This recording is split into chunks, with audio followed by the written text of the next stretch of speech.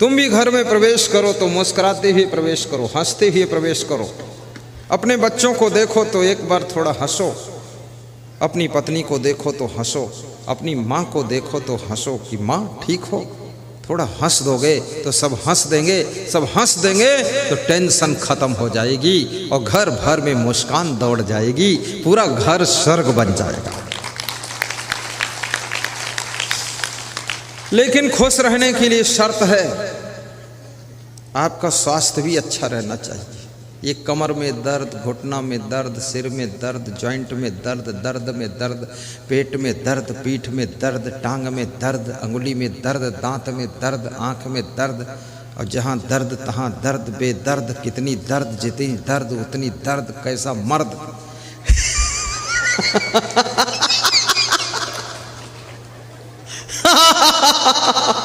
इतनी दर्द।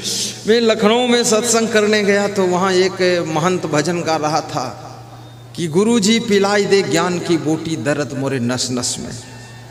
तो मैंने कहा दर्द नस नस में है, मुंह में पिलाऊंगा तो नस वाली दर्द कैसे जाएगी थी। गा रहा था। वास्तव में हर व्यक्ति की जिंदगी में दर्द है। कभी परिवार की ओर से दर्द दुख रहता है, कभी समाज की ओर से दर्द दुख, कभी स्वास्थ्य की ओर से दर्द दुख, और कभी रिश्तेदारों की ओर से दर्द और दुख रहता है, और कभी आपकी गलत डिसीजन के कारण जिंदगी में दर्द दुख पैदा होता है, और कभी याद रखना बेईमान लफंगों के कारण दर्द दुख पैदा होता है, और कभी कभी आपकी भूल के कारण दर्द दुख जिंदगी में पैदा होता है। अगर दर्द से बचना है, दुख से बचना है, पीड़ा से बचना है तो चलना संभल संभल के, माया नगर यही है। चलना संभल संभल के, माया नगर यही है। माया नगर यही है, माया नगर यही है। चलना संभल संभल के, चलना संभल संभल के, माया नगर यही है। चलना संभल संभल के। माया नगर में हो तुम, माया नगर यही। इस माया नगर में बीड़ी, सिगरेट, गांजा, चरस, तंबाकू, गुटखा, पुड़िया, भांग, अफीम, ताड़ी, दारू, मांस, मछली, अंडा, नशा, शराब, कुत्ते का मांस, बिल्ली का मांस, सांप का मांस, सारा मांस मिलता, चमगोदड़ का मांस। अब इस माया नगर में सारी दुकानें खुली हुई हैं और सब दुकान अपनी ओर आकर्षित कर रही है। यहाँ पर भोग विलास, नाना प्रकार के व्यभिचार, बलात्कार, सब कुकर्म होते हैं। लेकिन माया नगर में जब तुम निकलो तो याद रखना, हाथ में विवेक की टार्च हो, सत्संग का प्रभाव हो और भक्ति का भाव अंदर भरा हो तो इस माया नगर में फिसलने से बच जाओगे। फिर दारू की दुकान पर नहीं जाओगे, फिर आप सत्संग की दुकान पर पहुंचोगे। दो आदमियों ने जय बोला है, दूसरे दिन जय मिली है। कल तो ऐसे ही चला गया, आज भी दो आदमी बोले हैं। तो एक तो जोर से बोला, दूसरा बोलता हो।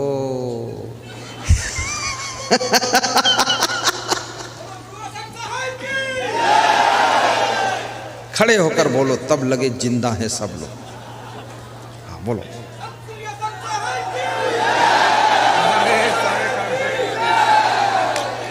हाथ उठाकर बोलो, ताली बजा दो जोरदार। बोलो सदगुरु कबीर साहब की जय, मेहीदास महाराज की जय, क्षमादेव महाराज की जय, मेघोना वासियों की जय, सब साधु संतों की जय, श्रोता मंडल की जय।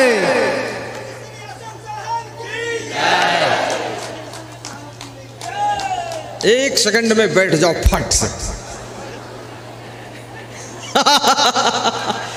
अब लगा वास्तव में बिहार है ये। बिहार में जो बहार है किसी और प्रदेश में नहीं है। ये बहार के कारण ही इसका नाम बिहार पड़ा है। और जो बाहर से न रह सके वो बिहार से बाहर हो जाए। यहाँ तो बाहर है, माता लोग अंदर बैठे, अंदर अंदर नहीं बाहर बैठे, जगह नहीं अंदर है। अरे वो खड़े हो गए तो माता 50 माता अंदर घुस गई कि अब चांस है। वहीं बैठो जहां बैठी थी।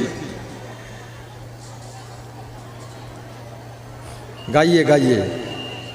2 दिन की जिंदगी में मत दाग तो लगाना, 2 दिन की जिंदगी में मत दाग तो लगाना, चलना संभल संभल के, चलना संभल। अगली बार सत्संग जब रखना तो 11 बजे से 12:30 तक भजन, और सबको 11 बजे बुलाना, भजन और भोजन चलता रहे। और गुरुदेव को 12:30 बिठाओ, 12:30 से 1 बजे तक गुरुदेव का माल्यार्पण स्वागत, और 1 बजे से प्रवचन शुरू हो, 5 बजे से 5:30 बजे तक चले, और 5 से 6 बजे तक बस फिर पुष्प भेंट बंदगी भाव आरती पूजन, और 6 बजे के बाद फिर भोजन, और उसके बाद फिर अपने अपने घर प्रस्थान।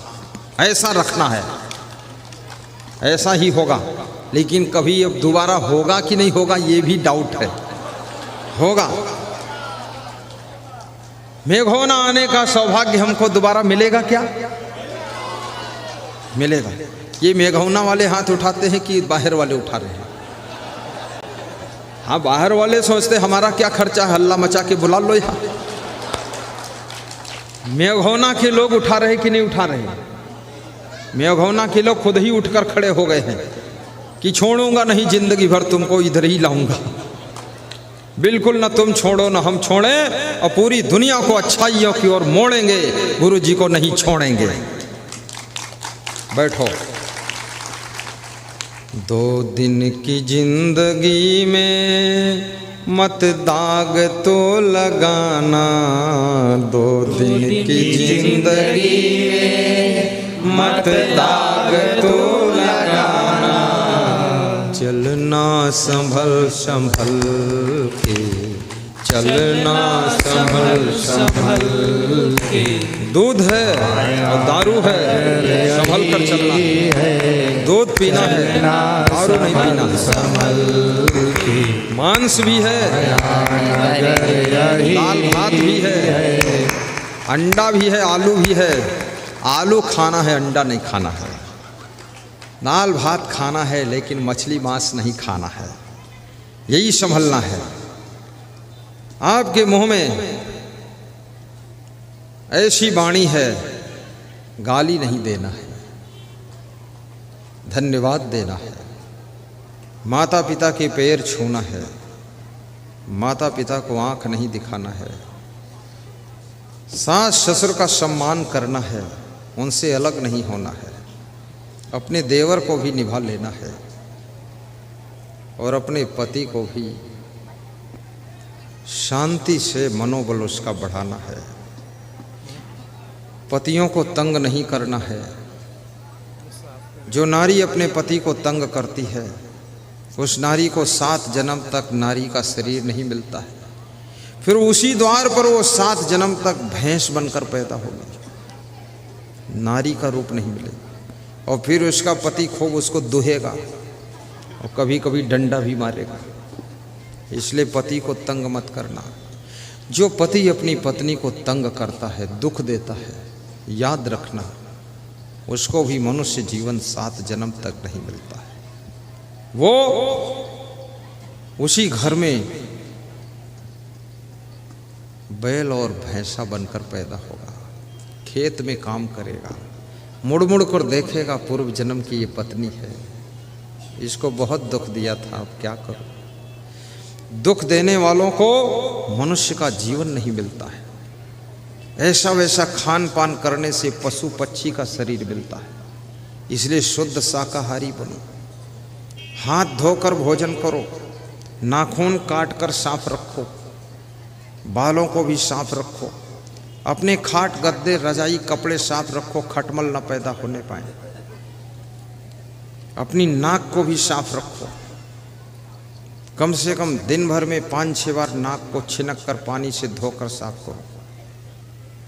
दांतों को भी साफ रखो, अपने घर द्वार को साफ रखो, खिड़की दरवाजे पोंछकर साफ रखो, मकड़ी का जाड़ा छुड़ाओ, मकड़ी का जाड़ा नहीं रहना चाहिए।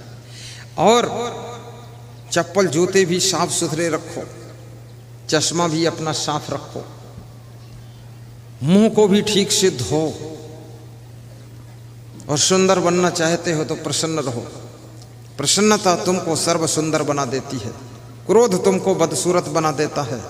अधिक खाने से तुम्हारी शकल बदसूरत हो जाती है, कम खाने से, अच्छी तरह पचाने से आपकी शक्ल बहुत सुंदर हो जाती है। चबा चबा कर खाने से बुद्धि कुशाग्र होती है। गहरी नींद सोने से स्मरण शक्ति बढ़ती है। कम सोने से सिर दर्द भारी, दिमाग भारी हो जाता है। और सबसे प्रेम करने से बहुत सुख की प्राप्ति होती है।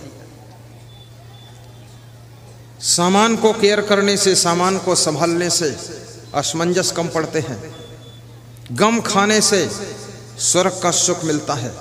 दूसरों की गलती को क्षमा करने से स्वर्ग से ऊंचे स्थान प्राप्त होता है। द्विमो पुरुषो राजन स्वर्गस्य परितिष्ठता प्रभु क्षमय एक तो दरिद्रस्य प्रदानवान। विदुर जी कहते हैं 2 प्रकार के लोग स्वर्ग से भी ऊंचे स्थान पाते हैं। नंबर 1 वे लोग जो गरीब हैं लेकिन फिर भी दान करते हैं, दरिद्रस्य प्रदानवान। कुंभ मेला हो उज्जैन, कुंभ मेला हरिद्वार के लिए उज्जैन में आश्रम निर्माण हो रहा है, उसके भूमि दान के लिए जो लोग कुछ नहीं है फिर भी आधा कुंटल गेहूं देने का संकल्प ले लेते हैं। ऐसा करने वाले लोग स्वर्ग से ऊंचे स्थान को प्राप्त करते हैं।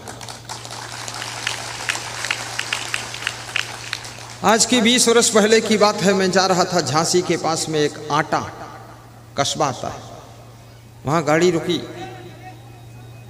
तो संतों ने कहा मूली और थोड़ा टमाटर ले लेता हूँ रास्ते में खाने के लिए। पूड़ी है, मूली टमाटर ले लूँगा, नमक डालकर खा लूँगा। मैंने कहा ले लो। तो मैं भी खाली था। बस के पास में एक महिला मूली बेच रही थी। मैंने कहा माता जी कितने की मूली दे रही हो? तो उसने कहा 1 रुपये की 4 मूली। 20 साल पहले सस्ता जमाना। तो उस महिला ने बताया कोई बात नहीं, बच्चा किसी का यहाँ आवाज़ नहीं किया जाएगा, वहीं पड़ा रहने दो, तुम पीछे ले जाओ, अपना अपना बच्चा संभालो। मैंने कहा ना चलना संभल संभल के बच्चा संभालो, हल्ला न मचा माता जी, सत्संग बिगड़ जाएगा, बच्चों के लिए सत्संग नहीं है, चिल्लाने दो, चिल्ल पो मत मचा, बोलो सदगुरुदेव की जय। अपना बच्चा चुपचाप ले लो, छोड़ा मत करो। देखो डिस्टर्ब होता ना, बात कट जाती है। साहिब बंदे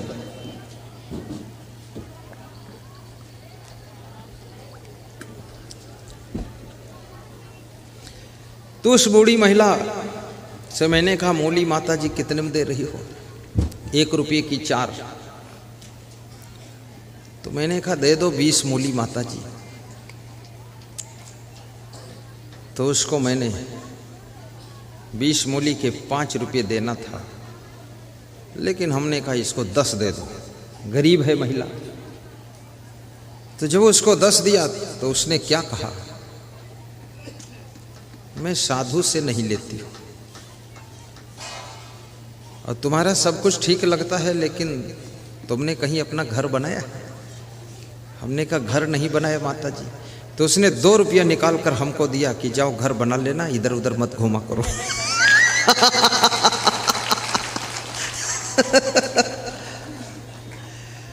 अब इतनी गरीब महिला है, मूली बेच रही है, लेकिन फिर भी वो 2 रुपये दान दे रही है। तो मैंने कहा रख लो माता जी, मेरे पास आश्रम है। अरे बोले तुमसे गरीब हम थोड़े हैं, तुम जाओ ले जाओ। गरीबी में भी जो दान करता है,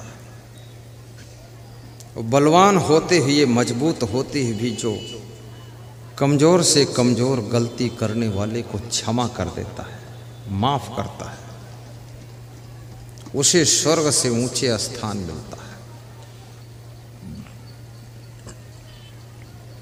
आपकी बहू से गलती हो जाए उसको क्षमा भी करना, सास ससुर से गलती हो जाए उनको माफ़ करना। गलती को क्षमा करने वाला विष्णु भगवान के समान होता है।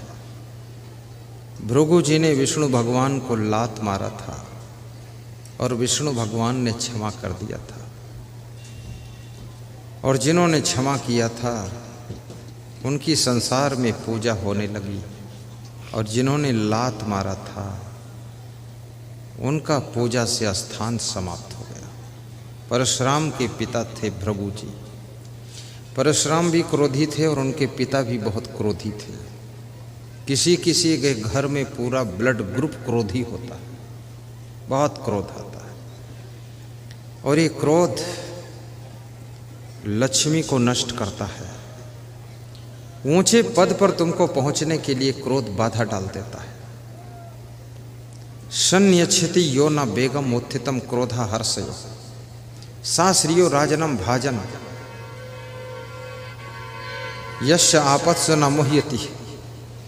विदुर जी कहते हैं जो अपने क्रोध को काबू कर लेता है, अपनी खुशियों को भी पचा लेता है, वह व्यक्ति राज्य और लक्ष्मी का अधिकारी बनता है और उसकी आपत्तियां कम होने लग जाती हैं। इसलिए कभी क्रोध आए, क्रोध में राजनीतिक पार्टी मत बदलना,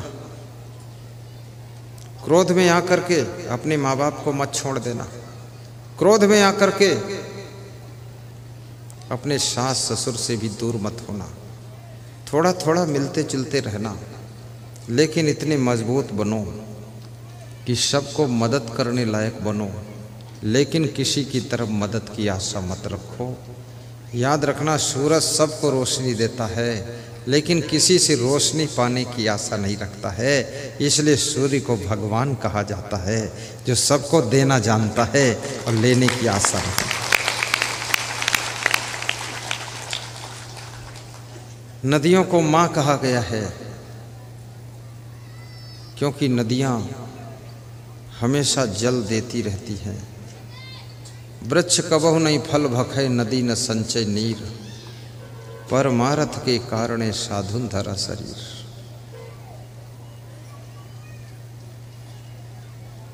सकल संत गुरु जन जो समझा रहे हैं, ये चर्चा भुलाना